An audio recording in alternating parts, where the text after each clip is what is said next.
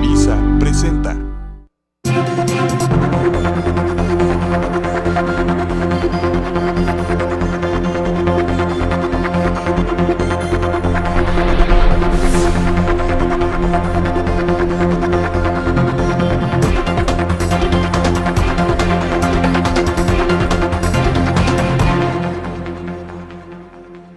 A lo largo de los meses y de los años recientes en Hermosillo, en el resto de Sonora, en Cajeme, en Guaymas, en muchos de los principales municipios y en muchos de los municipios más pequeños de Sonora, se ha, a ver si lo describo correctamente, diversificado el tipo de delitos que se empiezan a cometer. Algunos del orden local, otros del orden federal, pero que ponen en alerta a las autoridades y que obligan a las autoridades también a actuar de manera distinta o a implementar estrategias distintas frente a las distintas estrategias también que están implementando los delincuentes, tanto, bueno, desde los más simples, digamos, delincuentes hasta los más peligrosos.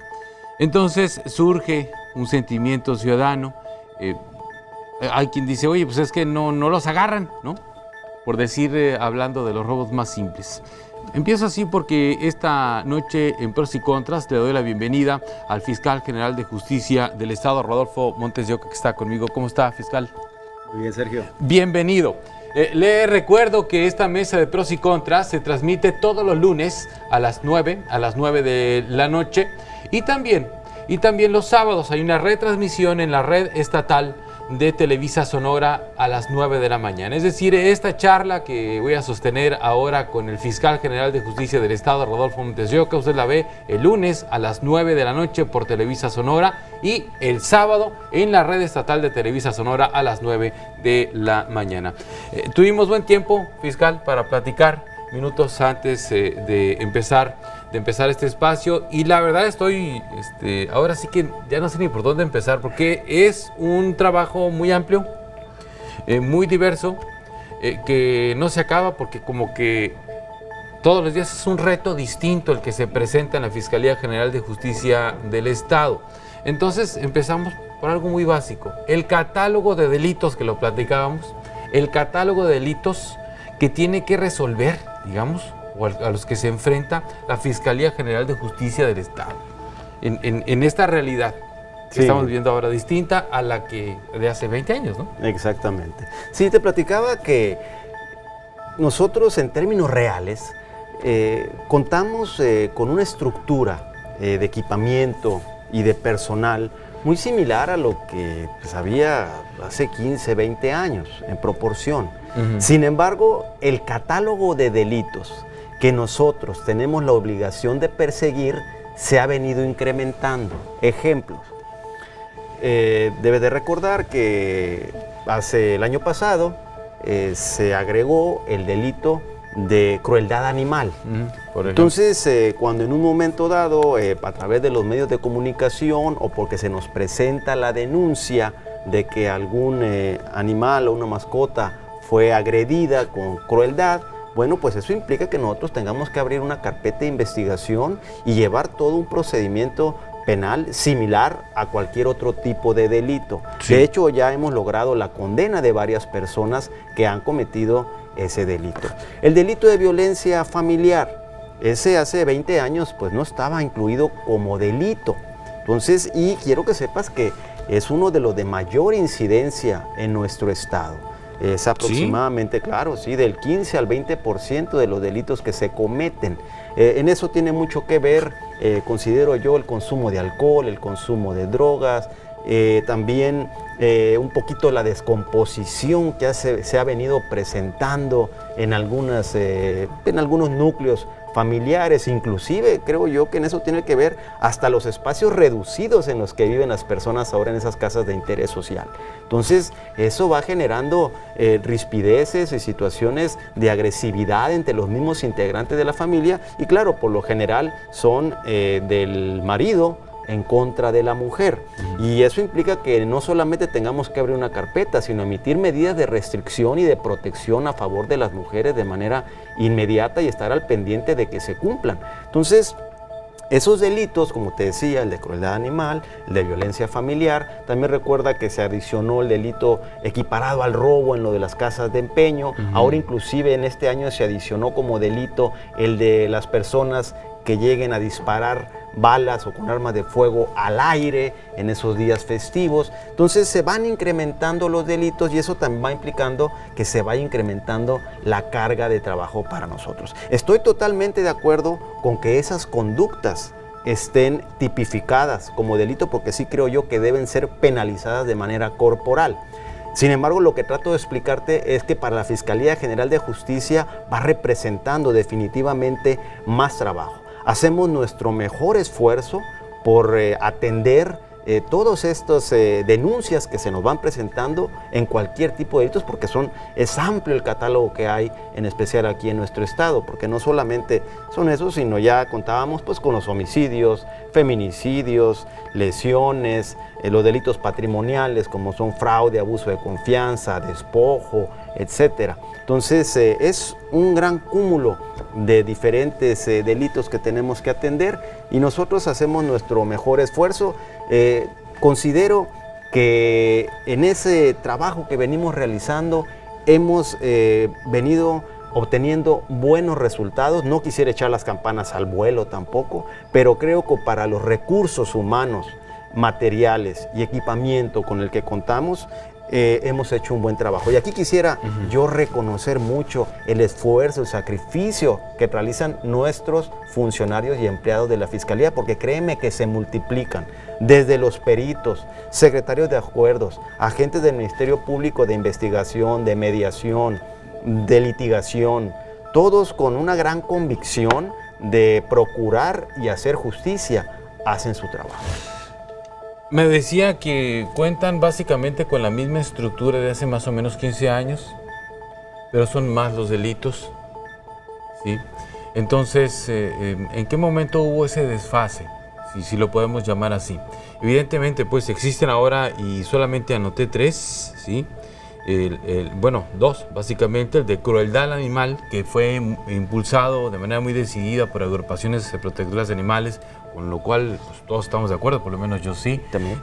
El tema de violencia intrafamiliar, que implica el 15-20% de los delitos, y otra serie de delitos que se han venido incluyendo, porque ¿desde cuánto existe el delito de feminicidio, por ejemplo? Debe ser hace unos 5 años, cuando mucho. Sí, pero si desde hace 15 años la Fiscalía tiene una estructura similar, es decir, desde que era Procuraduría General de Justicia del Estado, pues supongo yo que deben estar, se las deben estar viendo negras. Entonces, para cumplir, ¿cuál sería el estado ideal de la estructura de la Fiscalía para poder incrementar sus resultados? Aquí hay un factor adicional que quisiera comentarte. El hecho de que además de hace 2 años aproximadamente para acá, se implementa el nuevo sistema de justicia penal, de tal manera que tenemos 2 procuradurías o fiscalías, una procuraduría encargándose de la liquidación del sistema tradicional y otra atendiendo lo que es el nuevo sistema de justicia penal acusatorio adversarial.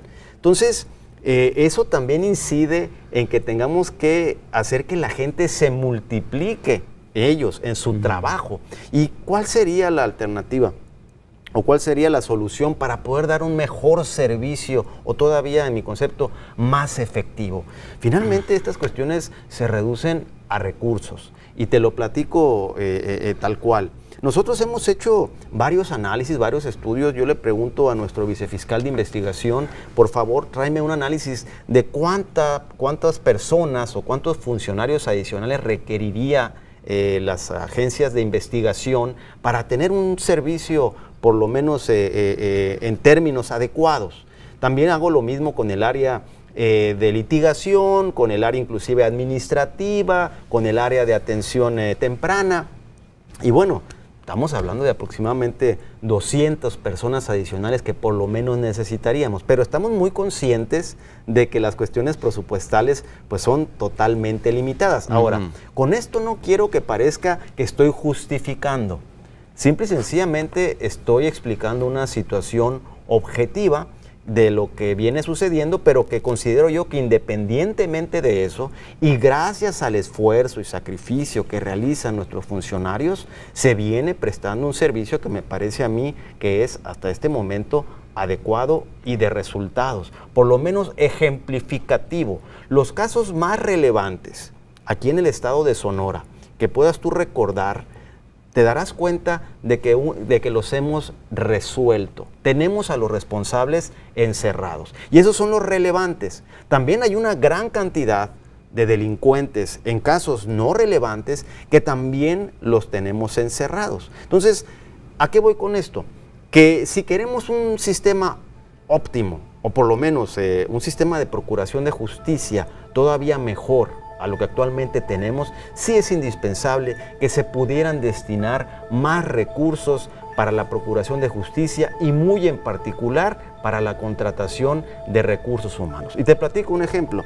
En ocasiones llegan diputados conmigo y me dicen, oiga, señor fiscal, nosotros quisiéramos que nos abriera allá para tal rumbo del estado una agencia especializada para vigiato, porque ha venido creciendo el delito y entonces nosotros quisiéramos que nos abra una agencia especial. Y yo les digo, encantado, con todo gusto, abro una o abro dos. Aprueben el presupuesto. Simple y sencillamente ustedes Sí. en el presupuesto del próximo año agreguen la cantidad suficiente para poder abrir esas agencias del Ministerio Público que nos permitirían a nosotros tener todavía más cercanía con la comunidad. ¿Cuántas agencias del Ministerio Público hay ahora? Ahorita tenemos aproximadamente 120 agentes del Ministerio Público, pero en cuanto a agencias del Ministerio Público deben ser aproximadamente unas 50 en todo el estado. ¿Y especializadas en avigiato, por ejemplo, que es un tema aquí muy comentado? Tenemos dos, una aquí en Hermosillo y otra en Ciudad Obregón. Son las que están funcionando. Son las que están funcionando, que aún así pues no se dan abasto. ¿Por qué? Porque son limitados también los recursos con los que cuentan. Y aquí debo de agradecer el apoyo de los ganaderos, porque sí apoyan ellos con mobiliario, etcétera. Pero de todas maneras es insuficiente para poder brindar el servicio como nosotros quisiéramos. Déjame decirte nomás que dentro de la conversión de Procuraduría a Fiscalía, uno de los propósitos es precisamente eso, que la Fiscalía pueda lograr una autonomía y esa autonomía también se pueda convertir en la parte financiera. Considero yo que vamos por el camino y la ruta correcta. Ahí ponemos pausa, vamos a un corte y vamos con esa parte. Estoy platicando con el fiscal general de Justicia del Estado, Rodolfo Montes de Oca, el tema de la infraestructura, el personal, el presupuesto, que pues finalmente a eso se reduce también, o se puede reducir o se puede ampliar el presupuesto y ampliar también la posibilidad de un resultado positivo frente a la sociedad. Regreso con eso.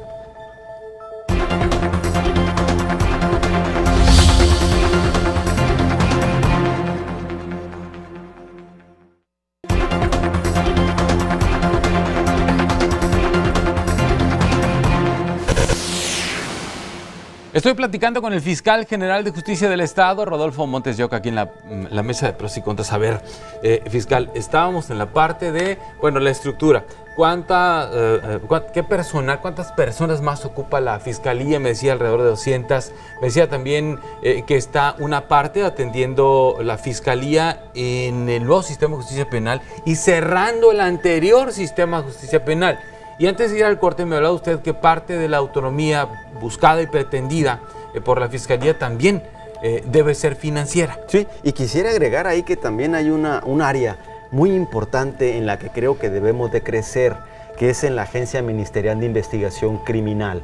Ahí se requiere de tener también más elementos, también mi reconocimiento y mi respeto para el trabajo que ellos realizan, tanto de investigación como persecución de los delitos. Entonces, si en este momento, actualmente, nosotros tenemos aproximadamente, o tuvimos como presupuesto para el 2018, 1.400 millones de pesos, nosotros requeriríamos, considero yo, por lo menos subir arriba de 2.000 millones de pesos.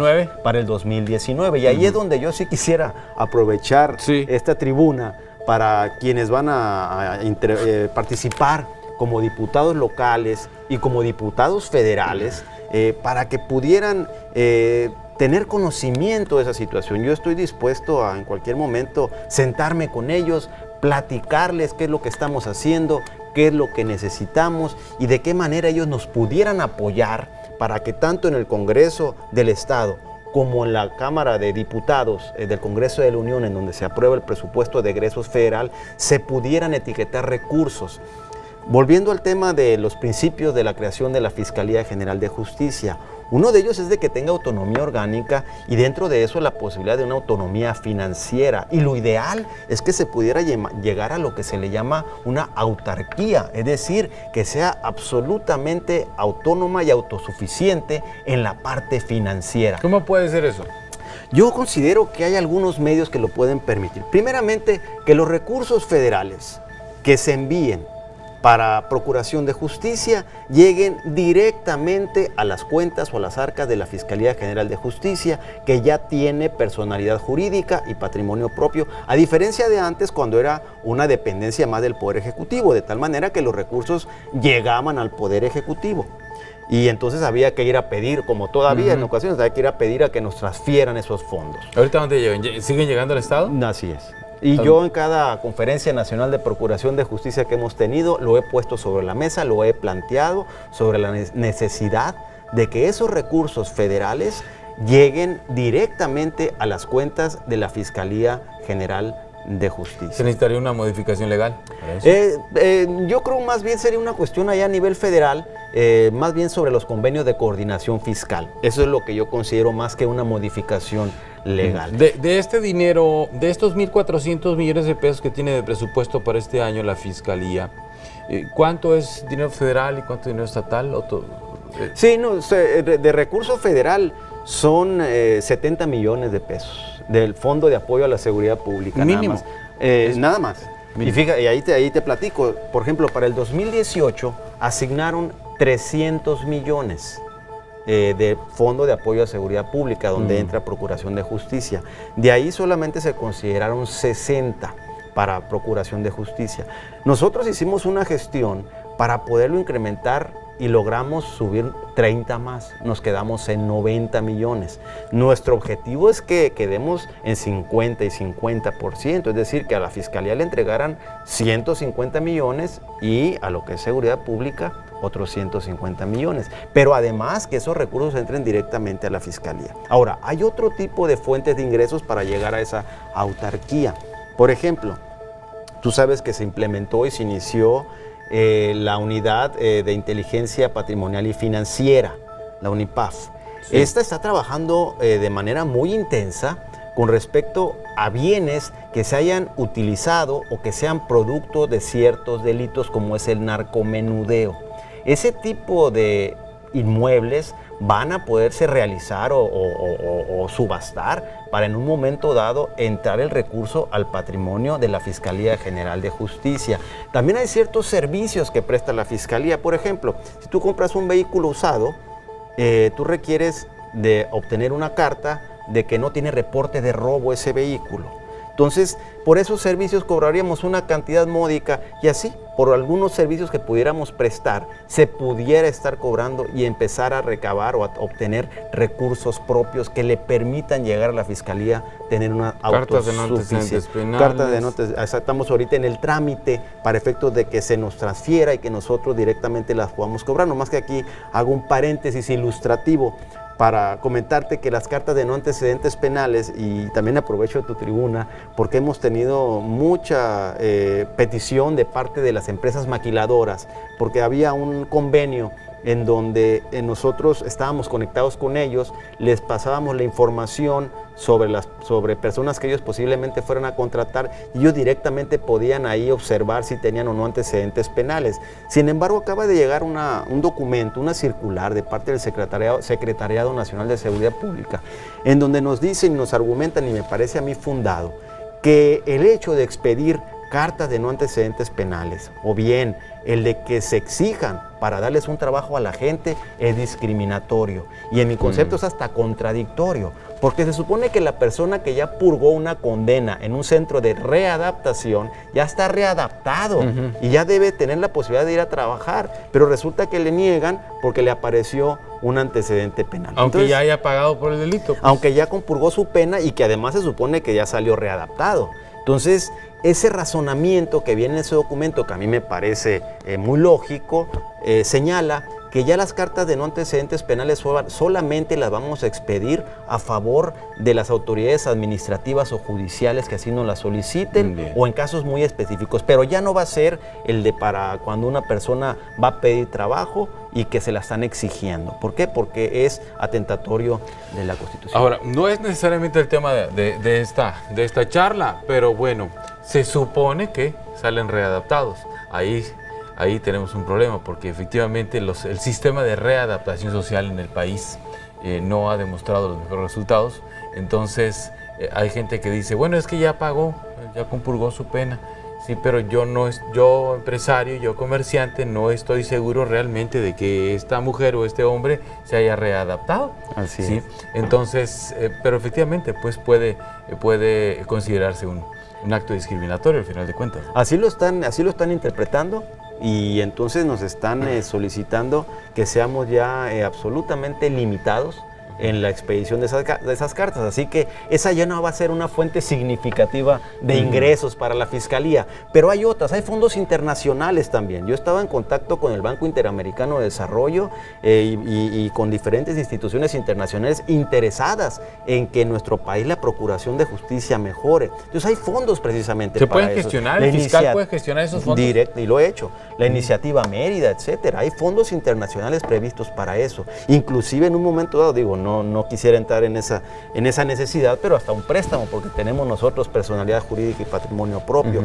Pero sobre todo esos fondos internacionales. Entonces, si juntamos fondos internacionales, artículos que aseguremos y que no se reclamen, como una gran cantidad de vehículos, te platico, había aproximadamente que serán 4 o 5 mil vehículos que tenían años y años abandonados ahí en los corralones y que nadie reclamaba. Bueno, hicimos un procedimiento para disponer de ellos porque nadie los reclamó y se obtuvieron aproximadamente 5 o 6 millones de pesos. Entonces hay artículos asegurados, vehículos, etcétera, que también representan ingresos para la Fiscalía. Yo estoy seguro que con el paso del tiempo se va a lograr esa autonomía financiera, y esa autonomía financiera también va a permitir que la Fiscalía pueda tomar sus decisiones con criterios totalmente apegados a la ley y ajenos a cualquier tipo de influencia que no sea la legalidad. ¿Cuántos agentes ministeriales hay actualmente? De investigación criminal, De investigación criminal, 800 sí. aproximadamente. 800. Sí, yo considero que por lo menos debíamos de tener 1.200 a 1.400. Y una parte muy importante también, adicional, que también yo he ido gestionando y empujando, la dignificación y el incremento de las percepciones de todo nuestro personal. Ya me ganó una pregunta fiscal ahí. ¿Cuánto ganan? Sí, bueno, los agentes del Ministerio Público ahorita van ganando 24,000 pesos aproximadamente, dependiendo de su antigüedad. Cuando yo llegué ganaban 20,000.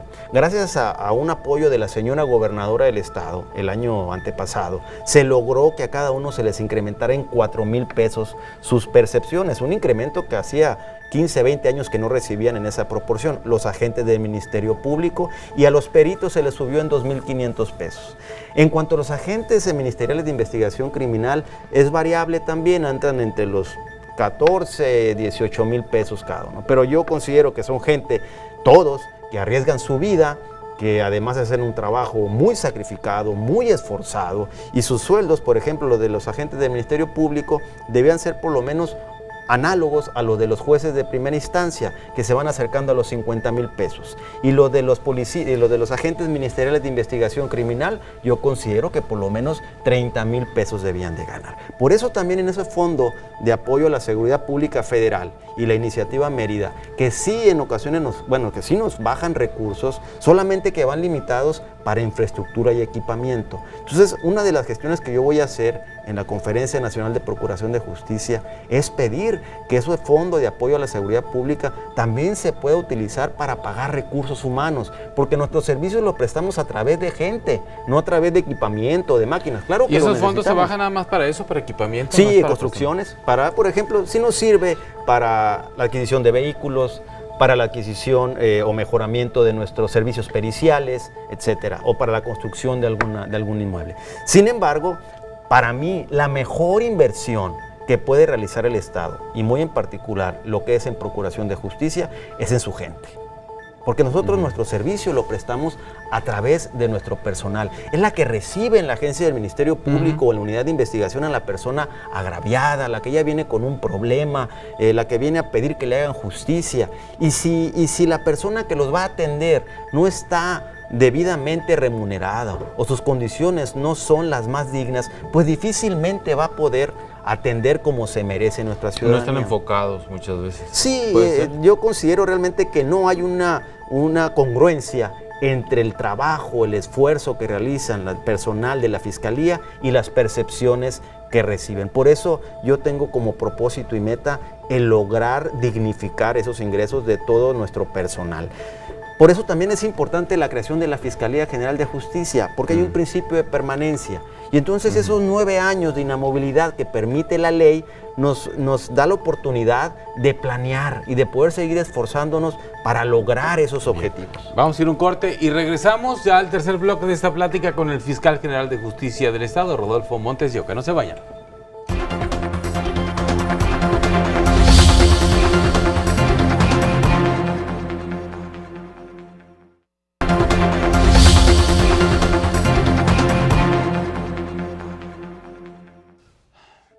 Vamos al tercer bloque de esta plática con el Fiscal General de Justicia del Estado, Rodolfo Montes de Oca. Hay muchas cosas, pero un montón de cosas, fiscal, que pasan por esta fiscalía. Estábamos hablando del criterio de inamovilidad que permanece el fiscal por 9 años en su cargo y esto le permitiría una planeación a más largo plazo.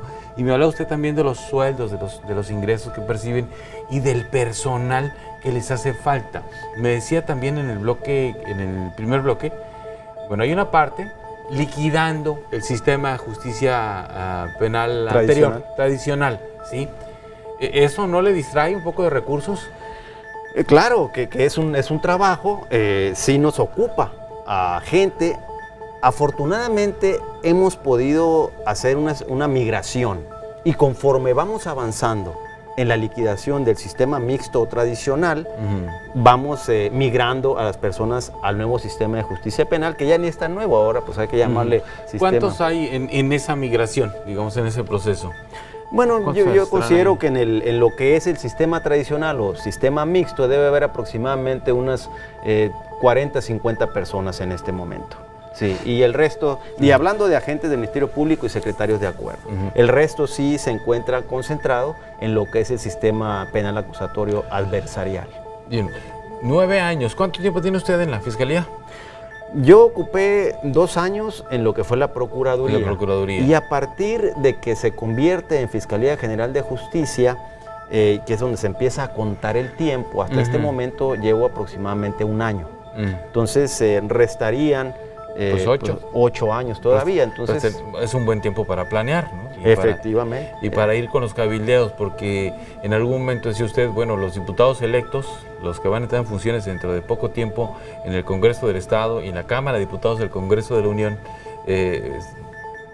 pues usted los buscaría. Así es. ¿Sí? Para explicarle la situación financiera de la Fiscalía, para poder incrementar los resultados positivos, porque hay una cantidad impresionante de delitos que se cometen y muchos, pues me cuenta usted de la estructura que tiene, pues muchos no se persiguen al final de cuentas porque no hay una denuncia en principio, ¿sí? O porque el impacto de ciertos delitos obliga también a perseguir esos delitos de alto impacto, ¿no? que se cometen. Hemos visto varios. El fin de semana veíamos el video que usted difundía sobre estos extranjeros que estaban operando aquí, por ejemplo, en Sonora, y habría que, supongo yo, una investigación muy amplia que ocupó recursos para poder establecer el modo de operación de estos delincuentes y poderlos capturar, ¿no? Sí, efectivamente. Primero, comentarte lo que decías sobre la presentación de la denuncia. Decirle a nuestra ciudadanía que tenemos centros de atención temprana en los distritos judiciales que hay aquí en nuestro estado, en Hermosillo, Ciudad Obregón, Guaymas, Navojoa, Agua Prieta, en San Luis Río Colorado, Nogales, etcétera, en donde la gente está debidamente capacitada para darle la mejor atención a la gente.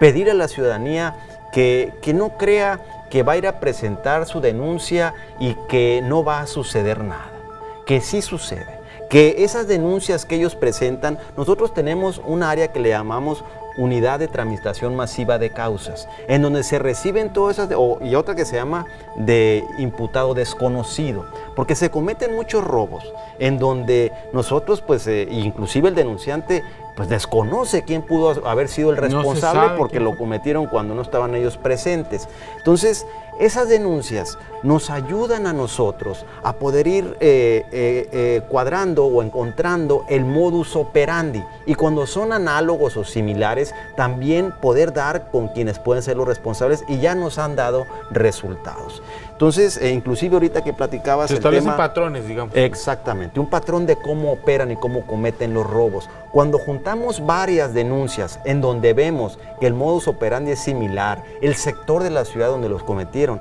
eso nos ha permitido a nosotros sí dar con el responsable, a diferencia de lo que sucedería si tuviéramos una denuncia aislada, en donde sí sería pues muy complicadísimo poder encontrar al responsable. Y ahí va el ejemplo de estos extranjeros, de estos colombianos, que no era el primer robo que cometían en la ciudad, ya lo habían hecho en varias casas aquí en nuestro estado, y en Ciudad Obregón y aquí en Hermosillo.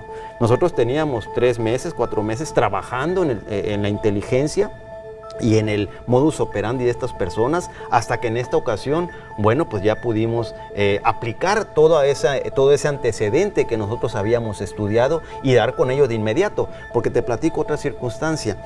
Ellos, sabedores de que tenemos aquí una disposición legal que penaliza a las casas de empeño que reciban artículos robados, y como eso ha funcionado también de alguna manera para que las casas de empeño se abstengan, se limiten y sean más cuidadosos al momento de recibir artículos en empeño, entonces en la organización delictiva de estas gentes, los artículos o productos del robo se los llevaban a Guadalajara.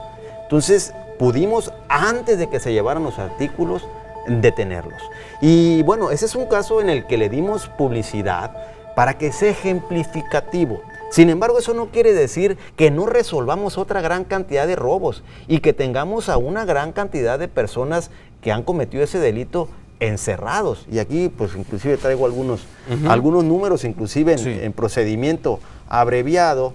Nosotros en estos 2 años hemos encerrado a 830, y en procedimiento abreviado quiere decir que están condenados y que están encerrados, no solamente sujetos a procedimiento. Sin embargo, pues lamentablemente sí debemos aceptar que el delito de robo, que es el que más incidencia tiene aquí en nuestro estado, pues aunque seguimos deteniendo y encerrando, pues siguen surgiendo. Las estadísticas, ¿qué les dicen a ustedes? ¿Que ha aumentado, que se mantiene? Sí, las estadísticas son en base a las denuncias presentadas. Nuestra estadística es en base precisamente a las denuncias que se presentan. Nosotros no manejamos lo que le llaman la cifra negra. Yo veo muy complicado cómo saber o cómo poder obtener la información de quién le cometieron un robo y no lo denunció. Pero nosotros, en base a la presentación de denuncias, sí tenemos el número de que se ha venido incrementando. ¿Qué pudiera yo decirte si quisiera salir airoso de esa pregunta? Bueno, se ha incrementado la denuncia porque hay más credibilidad en la fiscalía, y no es tanto que se haya incrementado el robo. No, ahí sí debemos ser muy claros y realistas. Sí hay, lamentablemente, incremento tanto en la presentación de las denuncias como realmente en su comisión. Por eso nosotros sí hemos intensificado nuestro trabajo para lograr la investigación y captura sobre todo esos responsables, y es por eso que, si recuerdas, bueno, sacamos este video el fin de semana para ejemplificar, y por otro lado también en el transcurso de la semana pasada detuvimos a 2 jóvenes de aproximadamente 20 años que se dedicaban al robo de vehículos y también a robo casa-habitación. Entonces sí vamos deteniendo, claro, publicitamos más los casos que consideramos relevantes para la comunidad, pero sí hemos venido deteniendo. ¿Estos colombianos están involucrados en el robo de la tienda departamental? No. Es otra, vamos llamándole otra banda. Esta banda de colombianos se dedica más bien a las casas habitación. Una persona de nacionalidad colombiana que tenía residencia aquí en Hermosillo, que era chofer de Uber. A través del Uber él podía ubicar domicilios que veía que estuvieran en determinadas horas sin gente en el interior, y entonces de esa manera decidían en cuál lugar iban a entrar a robar. Y venían estas personas, ya viajaban exprofeso, rentaban un vehículo ahí en el área del aeropuerto, y en ese vehículo iban y cometían el robo. Ya lo habían cometido anteriormente. No quisiera yo platicar cuáles son las casas en las que se cometieron, pero sí hubo otras adicionales en las que con el mismo modus operandi lo realizaron. Lo que es de Liverpool es un modus operandi diferente. Es una banda de la Ciudad de México que venía haciéndolo ya. Un mes anterior lo había hecho en Querétaro, otro mes anterior en Puebla, otro mes anterior en Monterrey, en Liverpool. Entonces, o sea, puras tiendas Liverpool. Liverpool, con el mismo modus operandi. Entonces, eso nosotros pues nos percatamos cuando se cometió el robo y empezamos a investigar aquí. Y entonces nosotros pues actuamos o intervenimos cuando ya se cometió el delito. Así por disposición legal. Nuestra labor no es la preventiva. No es preventiva. Es nomás reactiva, y además en su momento a través de esa reacción pues que pueda ser disuasiva.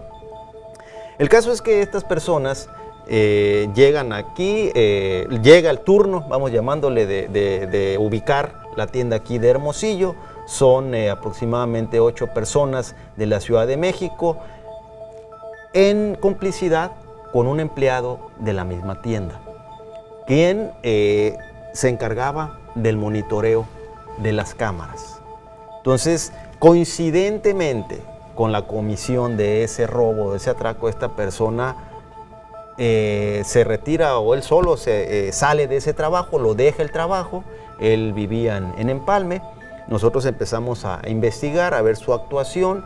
Nos dimos cuenta que también estas tiendas pues tienen por lo general un artículo ahí con un GPS, que solamente una persona puede saber cuál es ese artículo que tiene el GPS, que va junto con el botín y que permite dar con los responsables. Coincidentemente, ese único artículo, en donde alrededor todos los demás sí se robaron, ese quedó intacto. Eso no lo agarraron. Tenían la información de que ese era el que tenía el GPS, vinculado a esta persona empleada de la empresa. Entonces esta persona, bueno, pues nosotros logramos los datos de prueba que nos acreditaron su participación en el delito, lo vinculamos a proceso y se le dictó la prisión preventiva justificada. A partir de ahí obtuvimos también información de quiénes eran los otros participantes, y coincide con los mismos que hace aproximadamente 20 días, un mes, cometen un robo similar en un centro departamental allá en McAllen, Texas. Lo tenemos incluso los tenemos con orden de aprehensión aquí, con los nombres, y cuando vamos viendo que cometen aquel delito y vemos los nombres, resulta que coinciden. ¿Son los mismos? Sí, así que, y les pregunté yo, bueno, ¿y cruzaron ellos con pasaporte o cómo no? Cruzaron como indocumentados y cometieron ese delito, nomás que allá es diferente, porque creo que allá fueron más temerarios. Aquí por lo menos en estas tiendas la entrada y la salida es muy rápida, pero allá era un centro comercial. Entonces eso les complicó mucho el poder salirse de ese centro comercial, y por eso fueron ahí detenidos en ese momento infraganti. Y bueno, nosotros estamos ya en comunicación o en contacto con las autoridades de Estados Unidos para que en su momento, si ellos son condenados allá, una vez que cumplan con su pena, traerlos, o bien si no los condenan, bueno, pues traerlos nosotros. Y condenarlos acá. Definitivamente. La casa del arzobispo emérito también fue objeto de robo, ¿no? Así es. Ahí es lo que te platicaba, que esa sí es esa banda de colombianos que se dedican más bien a vivienda residencial, en donde ellos en contacto con estas personas que se dedican también de nacionalidad colombiana al transporte a través de Uber, él ubicaba domicilios que pudieran ser objetivos, que pudieran tener algún patrimonio y que además pudieran ver que estuvieran solas en determinados momentos, estudiaban esos lugares, y ya que los tenían estudiados, estas personas llegaban por vía aérea, rentaban el vehículo, se iban al lugar en donde cometían el robo. Ya que lograban el botín, entonces alguien se lo llevaba en autobús a la ciudad de Guadalajara, que es en donde ellos allá sí ya lo comercializaban. ¿Estaba sola la casa del arzobispo? En ese momento, déjame decirte que familiares de él habitan en ese domicilio, y estaban también estudiados que son solamente un lapso de 2 horas en el que los familiares del señor arzobispo salieron a dar un paseo en el parque, etcétera.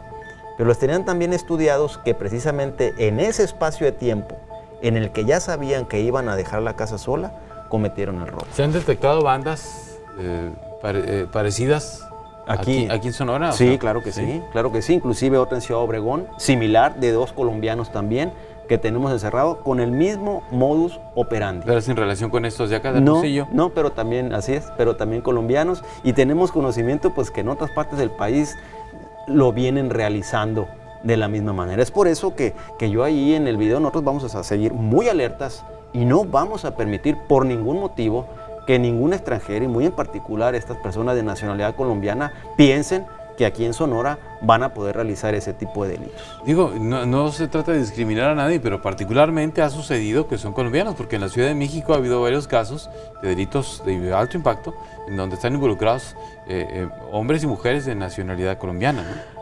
Yo ahí pienso que sí, nuestras autoridades migratorias deben de poner especial atención en sí, como dices tú, no discriminatoriamente, sino más bien de manera objetiva.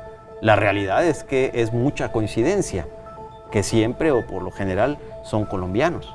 Y entonces aquí sucede, como te digo, que aquí son 4 en lo de la Casa del Arzobispo, son 2 en Ciudad Obregón, y bueno, ya aquí en la ciudad sí hay otros bandas, pero ya vamos llamándoles de menor calado, que hemos ido también desactivándolas, como estos 2 jóvenes que detuvimos la semana pasada, que se dedicaban al robo de vehículos y también de casa-habitación. Y hace también aproximadamente 2 meses hubo otra banda también de personas que se dedicaban a deshuesar los vehículos, que también los pudimos desmantelar. Ahí hay una parte importante, porque todo esto es una cadena, al final de cuentas. Usted me contaba, porque es la cadena, de estos colombianos que llegan, roban y se van y comercializan hasta Guadalajara. Es decir, están organizados de esa manera. El caso de robo de los vehículos, no sé qué tantas denuncias haya, pero también se advierte una cadena de complicidades importante, fiscal, porque pues los vehículos que no alcanzan a encontrar, pues rápidamente son desmantelados, y las cifras negras, que esas pues no las podemos dar por oficiales, pero indican, o los rumores indican ciertas colonias, ciertos talleres, en donde se dedican a desmantelar vehículos robados. Entonces ya también hay un grado de organización en la comisión de ese delito. Mira, aquí en particular en Hermosillo, y que es muy similar el patrón y en proporción a otras ciudades del estado, se cometen a diario unos 3 o 4 robos de vehículos, pero son del rango del 89 al 2001, 2002. Por lo general. Y por lo general también, en su gran mayoría, son vehículos de estos que les llaman chocolates, en donde van en un estacionamiento de un centro comercial, de un cine, etcétera. Ahí es donde se los roban. Después van y se extraen la batería o algún artículo y ahí los dejan. Y así nosotros vamos, y después de alguna manera la policía municipal, la policía estatal de seguridad pública o nuestros agentes los ubican. Sí, efectivamente hay algunos vehículos que se utilizan para ese fin de deshuesarlos y vender las partes. Sin embargo, quiero decirte que también considero yo que, aunque a lo mejor la percepción no es la misma, pero sí ha bajado. ¿Por qué? Porque también están incluidas en esa reforma que se hizo al Código Penal de las casas de empeño también los famosos yunques. Y en los yunques también hemos hecho visitas para verificar que los artículos que tienen a la venta en esos lugares sean de procedencia legítima. Entonces, si bien es cierto que sí se viene cometiendo, considero yo que no es todavía una organización delincuencial como la que podemos advertir u observar en otras entidades de la República. Y te doy un ejemplo. Platicando yo con la vicefiscal de autos, de vehículos robados del Estado de México, le preguntaba, ¿cuál es el número de vehículos aquí que se roban? 5,000, me dice. 5,000, pues 5,000 al año, no, 5,000 al mes. 5,000 al mes. 5,000 al mes. Y son vehículos de modelo antiguos, no, de modelos recientes. Y no nomás recientes, sino además con violencia. Y esas situaciones se vienen presentando, y te lo platico, ni modo, tendré que comentarlo. Por ejemplo, en Culiacán, en Sinaloa, los robos de vehículos no son como aquí, en donde te digo, está el vehículo estacionado en un cine, en un centro comercial, y sales y ya no lo encontraste. Allá bajan las personas. En el semáforo te bajan o no te bajan, te llevan, porque como son modelos recientes, van junto con el GPS para poderse alejar y luego poderlo desactivar. Entonces, si comparamos esta situación de Sonora, en particular Hermosillo, con Culiacán, con Ciudad Juárez, con Tijuana, y ahí sí ya hablaría de todo el catálogo de delitos, la realidad es que nosotros estamos en una situación, como te diré, pues de muchas mejores condiciones que esos lugares. Menos delicada. ¿En qué porcentaje se habrán aumentado las denuncias sobre delitos los que sean? Yo pudiera hablar de un 5%. ¿En qué tiempo más o menos? En un año, cada año. 5%. Sí, 5% cada año en general, así es. ¿Por qué? Porque creo que también va en proporción al incremento de la población.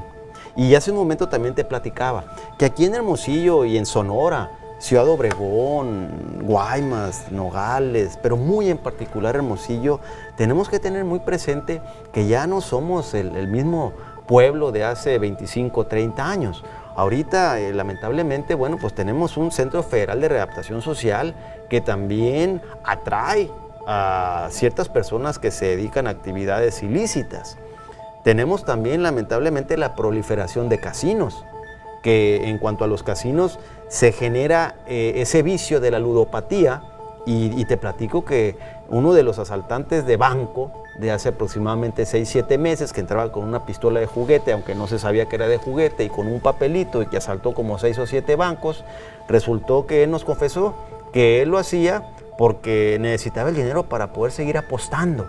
Entonces, esos tipos de establecimientos, los casinos, el ceferezo, el incremento tan grande en el consumo de alcohol, ya no nomás en los hombres, sino también en las mujeres, y el incremento tan grande en el consumo de cristal, lamentablemente nos dan como resultado que sí se vaya incrementando el porcentaje de delitos. Sin embargo, quiero ser reiterativo en el sentido de que en comparación, sin irnos muy lejos, a Michoacán, Tamaulipas, Guerrero, en donde ya allá la delincuencia es de otro nivel. Sí, claro. Si nos comparamos con los que están aquí alrededor de nosotros, que por población, idiosincrasia somos más similares, la realidad es que estamos mucho mejor, con todo respeto para ellos. Y esto no lo digo yo, aquí está el semáforo delictivo de esta organización del señor Santiago Roel, en donde es el primer semestre de este año, y nosotros somos los únicos que en el noroeste aparecemos en verde. Claro, te lo vuelvo a decir, no quiero echar las campanas al vuelo, no quiero que el auditorio piense que yo estoy queriendo convencerlos de que estamos en la gloria, no, en lo absoluto. Estoy seguro de que sí estamos en una situación de delincuencia y de criminalidad que requiere de mucho más esfuerzo, de mucho más trabajo.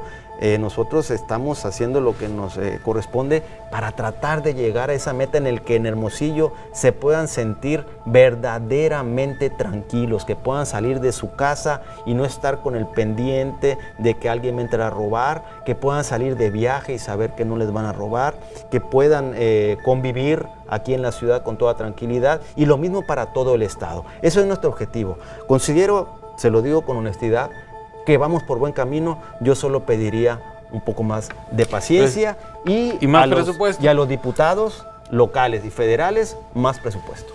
Bueno, ahí está, 1.400 millones de pesos para este año, un poco más de 2.000.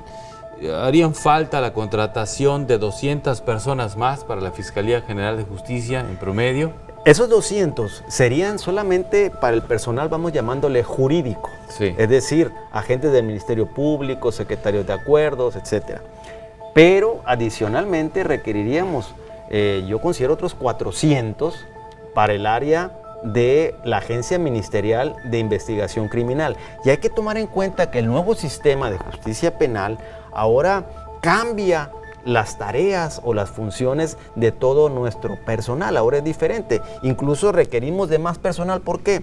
Porque en este sistema acusatorio adversarial, el eje es la Fiscalía General de Justicia, porque se pretende o se trata de que ya no sea el de reprimir a la criminalidad, sino el de que la prioridad sea el de resolver conflictos. Antes de que se desgaste el Estado con toda una investigación, un proceso penal, etcétera, que se trate a través de la mediación. Llegar a algún arreglo. Entonces, algún acuerdo reparatorio. Y eso nos corresponde hacerlo la Fiscalía General de Justicia, y por eso tenemos un área, un centro de atención temprana, que en mi concepto viene realizando un gran trabajo. Esto se va rápido, fiscal, nos quedan 2 minutos del programa, ¿sí? Y nos quedan muchos temas, pero bueno, a ver, cerremos si quiere con el aparte de lo que usted quiera comentar, el tema de la mediación. Yo, en lo personal, supe de la mediación desde que llegó aquí a Sonora. Vi a la Universidad de Sonora, en principio, con el doctor Pesqueira, uno de sus grandes impulsores, y creo particularmente que la mediación es una figura que debía implementarse incluso en los ayuntamientos para resolver problemas entre vecinos, ¿no? Pero aquí, bueno, se ha incluido en este nuevo sistema de justicia penal. ¿Cuántos casos se han llevado y se han resuelto a través de la mediación? Aproximadamente 13,000. Pero aquí hay, fíjate, y si hablo de 13,000 casos, pues se puede oír una cifra así fría. Pero si comparamos o lo relacionamos con que un juzgado penal llevaba aproximadamente 1,000 expedientes al año, bueno, pues ya como que ahí se ahorraron 13 juzgados. Fueron 13,000 personas a las que se les resolvió el asunto, en donde se evitó el desgaste de todas las instituciones, pero además una cosa más importante, que a la parte ofendida se le reparó el daño de inmediato. Y en ese aspecto se ha pagado más de 76 millones de pesos en estos 2 años. Esas cantidades, en el sistema tradicional, hubieran tenido que esperar 3 o 4 años si bien se hubiera ido para recuperarlas. Sin embargo, aquí debo de reconocer el trabajo y la profesionalidad de nuestros mediadores que tenemos, que como te digo, han logrado eso. Y por último, además de esa gran ventaja de que se logra la reparación del daño, que en números son, como te digo, más de 76 millones de pesos en 2 años. El de que además desactiva todos esos conflictos, todas esas carpetas de investigación, y nos permite a nosotros concentrarnos en los casos de alto impacto, como los feminicidios. Tú probablemente supiste hace 15 días, fue el juicio en Guaymas de un feminicidio que se cometió, en donde de manera detallada también explicamos todo el trabajo que se tuvo que hacer para lograr la condena del joven responsable de ese feminicidio en Guaymas, que es un caso de alto impacto. Tendremos que hacer una segunda parte, fiscal, entonces. Muchísimas gracias por su tiempo. Muchísimas gracias. Es el fiscal general de Justicia del Estado, un buen acercamiento muy detallado al trabajo de la Fiscalía. Les recuerdo que este espacio se transmite el lunes 9 de la noche, retransmisión en cadena estatal los sábados a las 9 de la mañana. Muchas gracias.